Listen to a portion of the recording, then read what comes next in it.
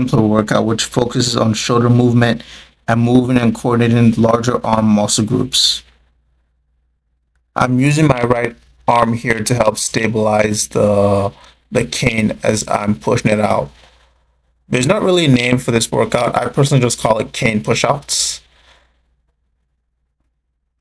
And it focuses again on shoulder range of motion and just moving the shoulders and arms as a whole, because really any movement is good for the affected side of us, for anyone that has a stroke. Normally in physical therapy, this something similar to this is usually done when the patient is laying down to get some kind of shoulder movement and arm movement at all on the affected side. So the shoulder joint is also stupidly complex, like much more so than pretty much, I would argue, any other joint in the body.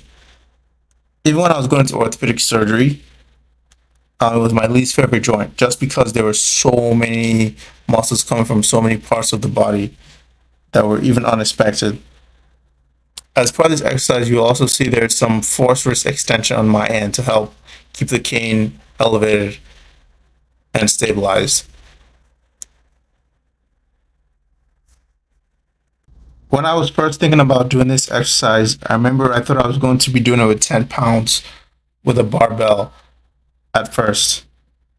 It's actually hilarious thinking about it, because this is probably the hardest thing I do at home for therapy. And even if I was fully healthy, doing it at 10 pounds would be a pretty hard task.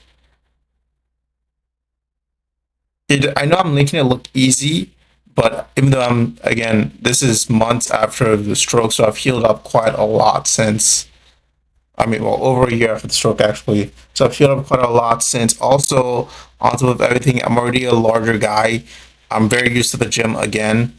So it's, again, hilarious that I was actually thinking I would be able to be doing this post-stroke with 10 pounds and going this hard with that much weight. Even with just this cane, which weighs, I don't even know, nothing really. I actively will sweat after these sets, and my traps will be on fire. I literally cannot sustain this level of intensity with weights of any real kind. In fact, I would test anyone who's fully healthy to do something like this for a long period of time and not feel it.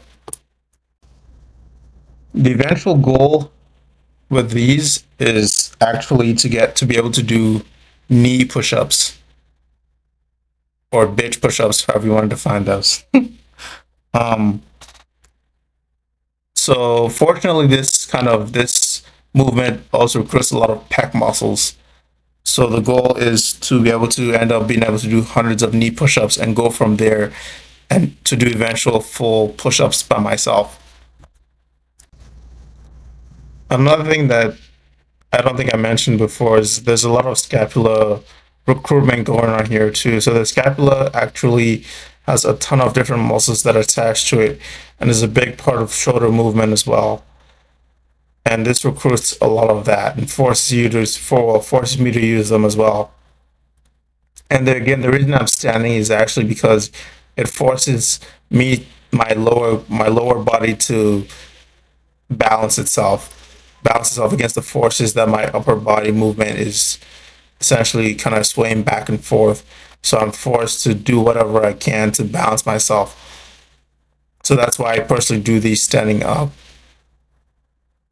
So might as well train the body as best as you can when you can. So I'm always standing up to do almost all of my exercises if I can. Again, I'm making this look a lot easier than it is. It's still kind of cold out, but even with this, I still would get sweaty by the time I'm done with this exercise.